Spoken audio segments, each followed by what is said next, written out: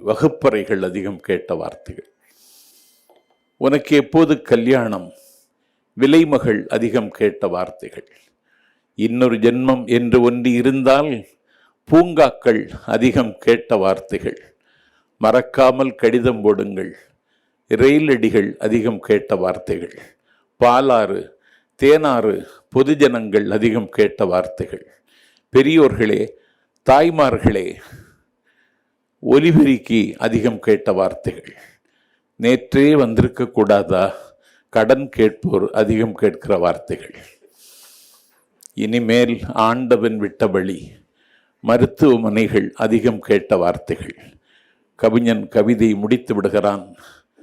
நாஞ்சில் சம்பத், டிபேட்ஸில் தொடங்குகிறேன். இப்பொழுது அதிகம் கேட்கிற வார்த்தைகள் அடுத்த முதலமைச்சர் விஜய். காரணம்